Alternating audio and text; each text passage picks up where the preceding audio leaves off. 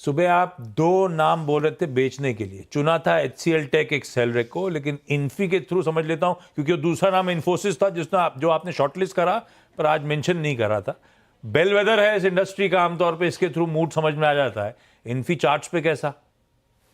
अच्छा जी, देखिए इन्फी में कल एक सीरियस ब्रेकडाउन हुआ और जो पैटर्न हम देख रहे हैं वो है head and shoulder price formation. At the same time कल इसने इन्फोसिस ने 200 डीएम में भी तोड़ा and that raises the concern with the rise in volume.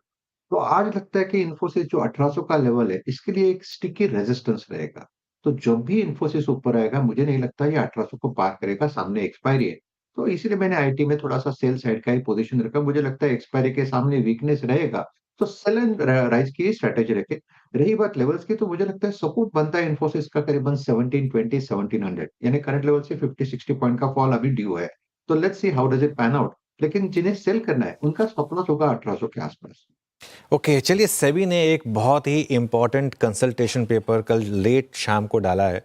आज सुबह ही मेरी बात हो रही थी एक्चुअली सेबी ऑफिशियल से इस बारे में कि काफ़ी अच्छा कंसल्टेशन पेपर है और एक स्टॉक जो बार बार एफ&ओ में जा रहा है वो बार बार एफ&ओ में ना जाए। पहले हम एक बार यतिन के पास चलते हैं और पूरी खबर समझते हैं, उसके बाद मैं बताऊंगा कि क्यों ये ज़रूरी है। यतिन, गुड मॉर्निंग, जरा एक्सप्लेन करिए पहले तो। देखिए, जो कंसल्टेशन पेपर आया है और जो हमारे प्रोड्यूसर साहब है सुभाष मौर्य जी, इन्होंने काफ़ी सारी चीज़ें इसमें टेक्निकलिटीज़ साथ में हमारे रिजॉल्व की हैं। बहुत ही टेक्निकल कंसल्टेशन पेपर है, लेकिन ये वायदा बाजार की जो डेप्थ है और जो हिसाब से आर्टिफिशियल मैनिपुलेशन यहाँ होता है ओपन इंटरेस्ट को बढ़ाने का, इसको दुरुस्त करने की कोशिश सेबी ने इस कंसल्टेशन पेपर के द्वारा की है। ऑब्वियसली अगर हम देखें तो बहुत सारे इंस्टेंसेस में हम देखते हैं कि स्टॉक्स जो हैं बहुत जल्दी वायदा बैंड में चले जाते हैं और इसको किस तरीके से फिर से एक बार एड्रेस किया जाए, इसके लिए सेबी का एक कंसल्टेशन पेपर है। अगर हम करंट सिनेरियो देख लें तो ओपन इंटरेस्ट किस तरीके से कैलकुलेट होता है। ओपन इंटरेस्ट जो है स्टॉक की जो फ्यूचर्स की वैल्यू है उसके हिसाब से कैलकुलेट होता है और ऑप्शन का जो नोशनल प्रीमियम है उसके बेसिस पे उसको ऐड करके आप ओपन इंटरेस्ट का कैलकुलेशन करते हैं।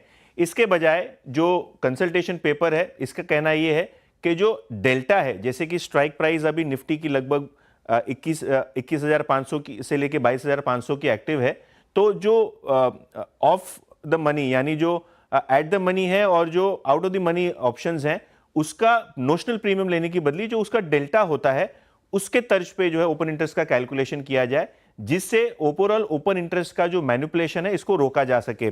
सेबी का जो कंसल्टेशन पेपर है वो ये कहता है कि जो इनकी बैक टेस्टिंग हुई है जुलाई 1 2024 से लेके सितंबर 30 2024 तक, इसके अंदर टोटल 366 टाइम स्टॉक्स जो हैं विविध प्रकार से बैन में चले गए हैं।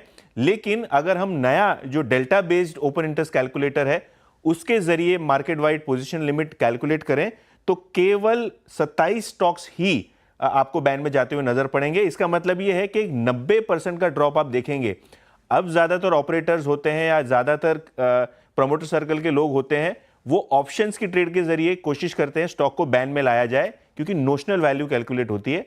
अब इसकी बदली डेल्टा वैल्यू कैलकुलेट होगी, जिसके कारण ओपन इंटरेस्ट का बढ़ना बहुत ही कम हो जाएगा और जो वायदे बाजार में जो स्टॉक बैन में चले जाते हैं बार बार, इनको रोका जा सकेगा। सो ब्रॉडली सेबी को लगता है कि मैनिपुलेशन के जरिए बहुत सारे स्टॉक्स बैन में चले जाते हैं, लेकिन अब नए कंसल्टेशन पेपर अगर इफेक्ट में आ गया तो ये जो मैल प्रैक्टिस है बंद हो जाएगी, एफ&ओ मार्केट का डेप्थ बढ़ेगा और ओवरऑल इन्वेस्टर का जो रिस्क मैनेजमेंट है वो बेहतर आपको होता हुआ नजर पड़ सकता है। बिल्कुल, बहुत ही शानदार है ये कंसल्टेशन पेपर और जो सेबी के जो डायरेक्टर इस पर काम कर रहे हैं, मेरी उनसे बात भी हो रही थी और मैंने उनसे भी बात कही थी कि ये थोड़ा टेक्निकल है, तो थोड़ा सा इसको समझने की ज़रूरत है। मैं देखिए आसान भाषा में अगर समझाया जाए, फॉर एग्जांपल कोई स्टॉक है वो अगर 100 रुपये पर ट्रेड कर रहा है, अब होता क्या है कि अभी जैसा विपिन बता रहे हैं सारे ओपन इंटरेस्ट जोड़ देते हैं आप। अब 110 की कॉल है, मान लीजिए एक्सपायरी से 4 दिन पहले 110 की कॉल है, वो सपोज 5 पैसे पर ट्रेड कर रही है। अब आपको उसको मान लीजिए बैन में लाना है। अब 5 पैसे पर अगर कॉल ट्रेड कर रही है, आपने उसके सपोज करिए 10 लाख शेयर ऐड कर दिए उसमें 5 पैसे पे, कितना आपका 50,000 के करीब खर्चा आया। लेकिन उसको बैन में लाकर अगर आपको लग रहा है कि वो ज़्यादा मैनिपुलेट हो के आप उससे कहीं ज़्यादा पैसा बना सकते हैं, तो वो आपके लिए एक छोटी सी कॉस्ट है। तो ये जो है एक बहुत ज़्यादा आप इनफैक्ट कई शेयरों में नोटिस करेंगे, और यतिन ने देखा भी होगा, कई शेयरों में जहाँ पे लगातार 95%, अगर आप उसके ओपन इंटरेस्ट को सॉर्ट कर लेंगे ना, उनमें से आधे से ज़्यादा ओपन इंटरेस्ट तो उन स्ट्राइक्स में होते हैं जिनकी कोई मीनिंग नहीं होती है।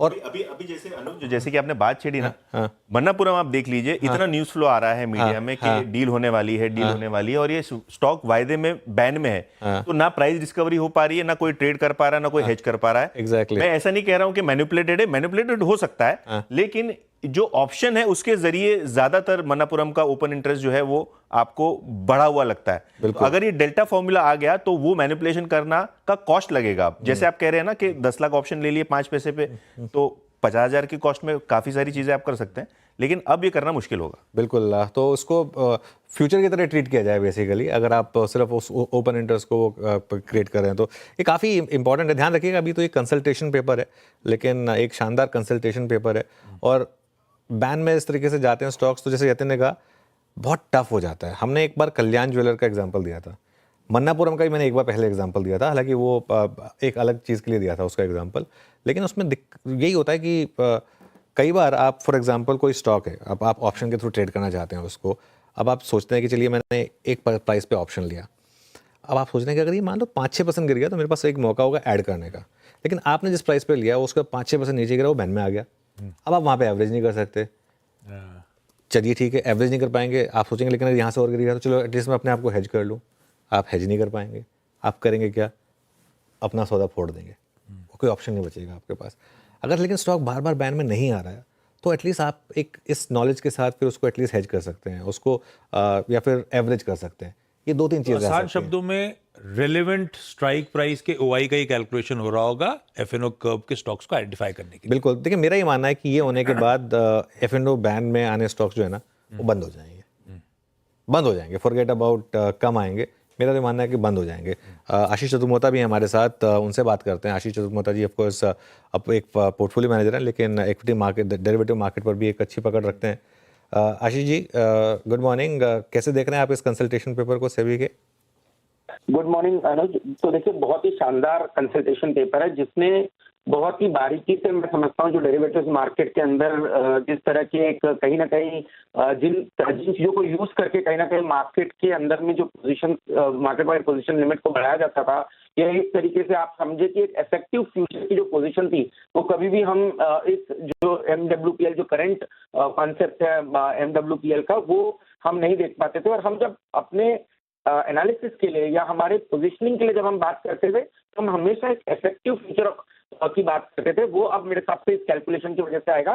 जैसे एक बहुत ही एक साधारण एग्जांपल लूं कि 100 रुपए का स्टॉक चल रहा है, और होता क्या था कि लोग 120 के स्ट्राइक प्राइस की कॉल ऑप्शन, जिसका डेल्टा हो सकता है मात्र 0.10, यानी कि अगर से स्टॉक 1 रुपया बढ़ता है तो वो ऑप्शन का प्राइस सिर्फ 10 पैसा बढ़ता था। अब होगा ये कि जब आप अभी current market wide position limit ले रहे थे तो इस 120 की कॉल ऑप्शन में जितनी पोजीशन आपने ली ये भी आपके मार्केट वाइड पोजीशन में ऐड हो रही थी, जबकि इसका इफेक्टिव जो इम्पैक्ट था वो मात्र 10% का था, पर इसका करंट कैलकुलेशन में 100% यूसेज हो रहा था। तो मेरे हिसाब से बहुत ही बढ़िया चीज हो गई, जिसकी वजह से इफेक्टिव पोजीशन सही होगी, और जो मार्केट मैनिपुलेशन का भी एक चांस था वो अब कम होगा। तो मेरे हिसाब से अब स्टॉक जल्दी MWPL में नहीं आएंगे, जिसके चलते कोई भी रिसेंट एक्टिविटी हो रही है, कोई भी बड़ा उसमें एक्शन हो रहा है, तो उसको मार्केट पार्टिसिपेंट सही तरीके से प्ले कर पाएंगे। बढ़िया स्टेप है, उठाने की तैयारी है। दरअसल जो डेल्टा बेस्ड ओआई कैलकुलेशन करने की बात करी जा रही है, हो सकता है इसके चलते वायदा के कर्व में जो रह के स्टॉक्स आते हैं उन पे रोक लगेगी। लॉजिकल होगा ये स्टेप। चतुर्मोता साहब धन्यवाद जुड़ने के लिए, बढ़िया स्टेप है। और कर्व की इतनी बात हो रही है तो एक बात बता दूं, आज चंबल और मणिपुरम वैसे एफएनओ कर्व में कंटिन्यू कर रहे हैं। इस बीच मार्केट थोड़े से बेहतर स्टेट